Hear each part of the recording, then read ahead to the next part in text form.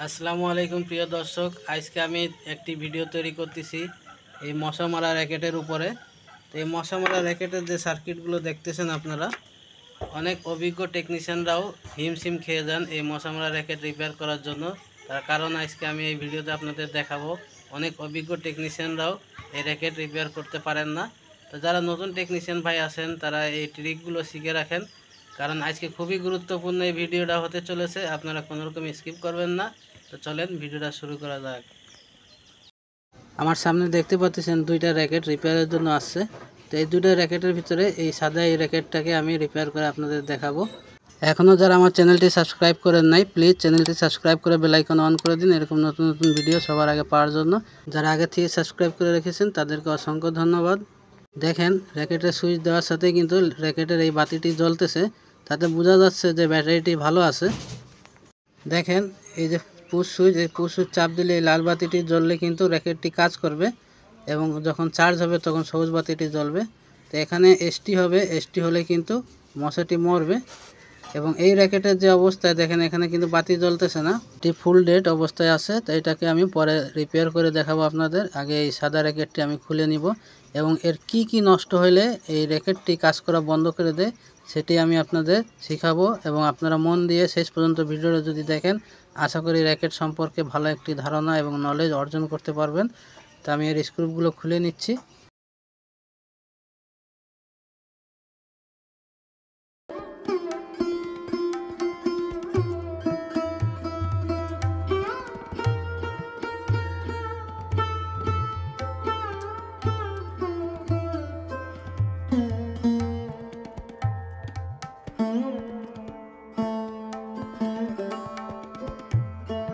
দেখতে পাচ্ছেন র্যাকেটটি খুলে নিয়েছি। এই র্যাকেটে এই যে ব্যাটারি, এটি হলো ব্যাটারি, এবং একটি সার্কিট আছে এর ভিতরে। সার্কিটের কি নষ্ট হলে এটি কাজ করা বন্ধ করে দেয় আমি এখনই দেখিয়ে দিচ্ছি আপনাদের। সার্কিটের স্ক্রুপটা আমি খুলে নিয়েছি, এবং এখানে চার্জিং সকেট আছে, এটিও খুলে নিচ্ছি আমাদের কাজের সুবিধার জন্য। তো দেখতে পাচ্ছেন এই একটি মাত্র সার্কিট। তো এক পাশে আছে ইন কানেকশান, এক পাশে আউট কানেকশান। তো আউটপুট ইনপুট যদি নষ্ট থাকে কোনো এক সাইড, তাহলে কিন্তু এটি কাজ করা বন্ধ করে দেয়। তো আমি প্রথমে ইনসাইডটি দেখিয়ে দিচ্ছি আপনাদের।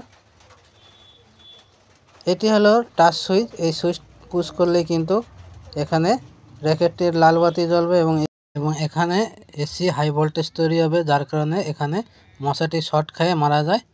তো এটি হচ্ছে না, এই ট্যান্ডেস্টারটি আমরা খুলে চেক করব। অনেক সময় দেখা যায় যে ট্যান্ডেস্টার নষ্ট থাকে। আর কি চেক করলে আপনারা বুঝতে পারবেন যে এই র্যাকেটটি কেন কাজ করতেছে না, কি নষ্ট হওয়ার কারণে এই র্যাকেটটি কাজ করে না। এক নম্বর এই ট্যান্ডেস্টার, এবং এই ট্যান্ডেস্টারের সামনে একটি রেজিস্ট্যান্স দেখতে পাচ্ছেন, এই রেজিস্ট্যান্সটি চেক করবেন। এবং ব্যাটারি, এবং এখানে যে রেজিস্ট্যান্সটি আছে এই রেজিস্ট্যান্সটি কিন্তু চার্জিংয়ের রেজিস্ট্যান্স, এই সবুজ বাতি জ্বলার জন্য।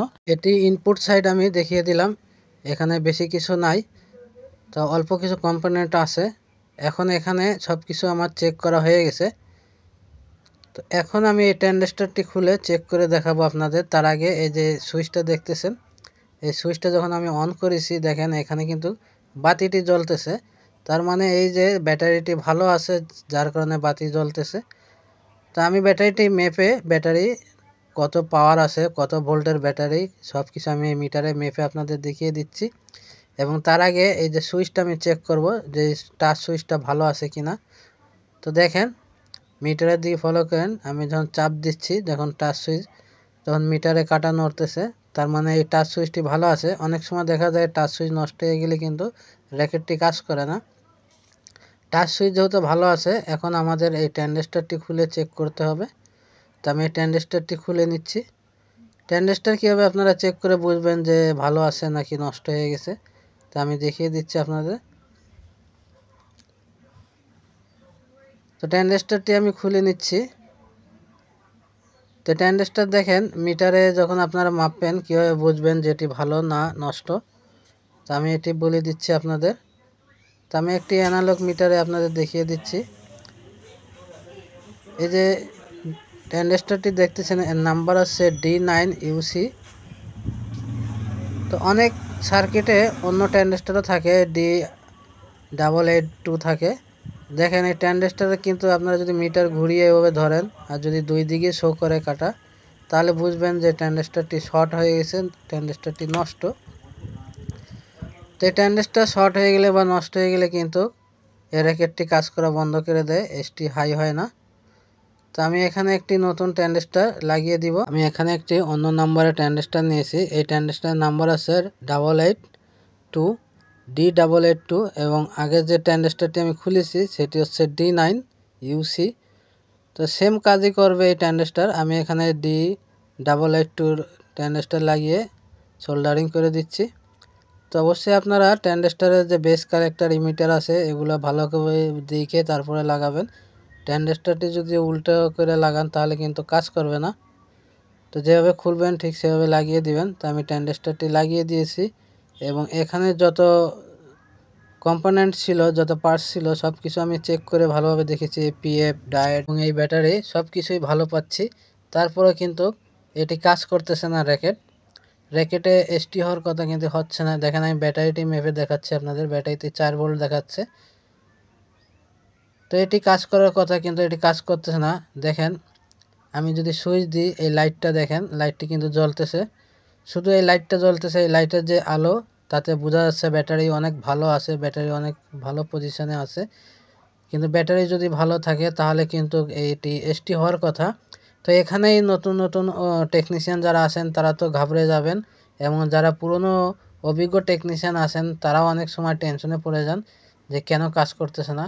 তো আমি যদি পুশ সুইচ চাপ দিই তাহলে দেখেন টেস্টারটি জ্বলার কথা কিন্তু টেস্টার জ্বলতেছে না।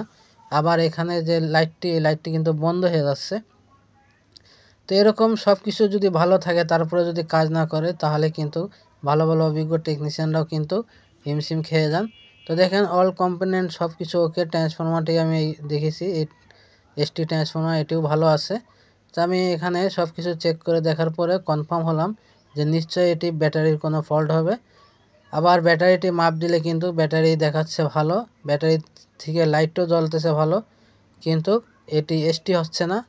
এবং এখানেই বোঝার বিষয় আছে, এখানেই নতুন একটি ট্রিক আছে। তো আপনাদের শুধু শেখানোর জন্য আমি কিন্তু এটি ভিডিওটি আপনাদের জন্য করতেছি। আমি একটি আলাদা পাওয়ার সাপ্লাই নিয়েছি দেখেন। তো আমি এখানে অন্য একটি ব্যাটারি লাগিয়ে আপনাদের দেখাতে পারতাম কিন্তু আমার কাছে ব্যাটারি নেই, সেজন্য আমি কিন্তু আলাদা একটি পাওয়ার সাপ্লাই নিয়েছি। এখন আমি এই ব্যাটারি কানেকশানটি ডিসকানেক্ট করে দিচ্ছি শুধু আপনাদের দেখানোর জন্য যে এই ধরনের প্রবলেম যদি আসে আপনারা ঘাবড়াবেন না। আপনারা রিপেয়ার করবেন কীভাবে দেখেন। এই সুইচটা আমি আগে শর্ট করে দিব, কারণ আমি দুই হাত থেকে কাজ করব তখন এই সুইচটা আমি দিতে পারবো না, এই জন্য আমি সুইচটি ডাইরেক্ট করে দিচ্ছি এখন। তো সুইচটি আমি শর্ট করে ডাইরেক্ট করে দিয়েছি দেখতে পাচ্ছেন। এবং এখানে যে একটি অন অফ সুইচ আছে সেই অন অফ সুইচ দিয়ে আমি কাজ চালিয়ে নিব। তো আমি যে আলাদা পাওয়ার সাপ্লাই নিয়েছি সেই পাওয়ার সাপ্লাই থেকে কত ভোল্ট বেরোচ্ছে সেটিও আমি আপনাদের দেখিয়ে দিচ্ছি। মিটারের দিকে ফলো করেন, দেখতে পাচ্ছেন 3.77 মানে 4 ভোল্টের একটু কাছাকাছি। তো এই হলো ভোল্টেজ। এখন আমি ব্যাটারি ভোল্টেজটাও আপনাদের মেপে দেখাবো। তার আগে আমি এই পাওয়ার সাপ্লাই দিয়ে এই সার্কিটটি চেক করব। তো দেখতে পাচ্ছেন লাল বাতিটি জ্বলে গেছে। তো এই কানেকশান দেওয়ার সাথেই কিন্তু লাল বাতি জ্বলতেছে এবং লাল বাতি জ্বলার একটাই কারণ আমি সুইচটি শর্ট করে রেখেছি। তো এখন এসটি হওয়ার কথা, আমি টেস্টার দিয়ে চেক করে আপনাদের দেখাবো যে এসটি হচ্ছে কিনা। দেখেন টেস্টারটি কিন্তু জ্বলতেছে, এখানে এসি হাই ভোল্টেজ কারেন্ট তৈরি হচ্ছে। তো এই সার্কিটটি এখন পারফেক্ট ওকে হয়ে গেছে। কিন্তু এই ব্যাটারিতে কানেকশান দেওয়ার পরে কিন্তু এটি কাজ করা বন্ধ করে দিচ্ছে। তো এই ব্যাটারির ভোল্টেজটা আমি মেপে আপনাদের দেখিয়ে দিচ্ছি দেখেন 3.78।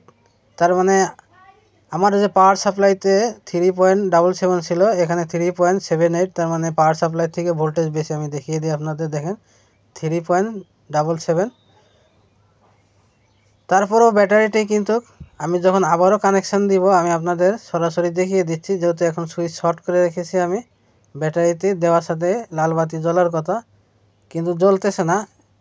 আপনারা ভালো করে বুঝেন। এখন যদি আমি ব্যাটারি থেকে কানেকশান ডিসকানেক্ট করে আবার যদি পাওয়ার সাপ্লাইতে দিই তাহলে দেখবেন লাল বাতিটি জ্বলবে। তো দেখতে পাচ্ছেন এখানে লাল বাতিটি জ্বলতেছে কানেকশন দেওয়ার সাথে সাথে। অনেক অভিজ্ঞ টেকনিশিয়ান ভাইও কিন্তু টেনশনে পড়ে যান যখন ব্যাটারি ভালো দেখায় মিটারে, তারপরে কাজ করে না। এখন আমি এসটি হচ্ছে নাকি আমি এটি দেখিয়ে দিচ্ছি আপনাদের। দেখেন আমি একটি তারের টুকরো নিয়ে এই র্যাকেটে স্পার্ক করতেছি, দেখেন কত হাই ভোল্টেজ তৈরি হচ্ছে। তো এই র্যাকেটের দুটো জিনিস আমরা নষ্ট পেয়েছি, একটি হলো ট্যান্ডেস্টার, দ্বিতীয়টি হচ্ছে ব্যাটারি। তো ব্যাটারিটি যে নষ্ট এটা কনফার্ম হওয়ার জন্য আমার এই পদ্ধতি অবলম্বন করা লাগছে। তো আশা করি আপনাদের এই ভিডিওটা ভালো লাগছে। ভিডিওটা ভালো লাগলে লাইক করবেন, কমেন্ট করবেন, শেয়ার করবেন। আবার দেখাবেন নতুন কোনো ভিডিওর সাথে। সেই পর্যন্ত সবাই ভালো থাকেন। আল্লাহ হাফেজ।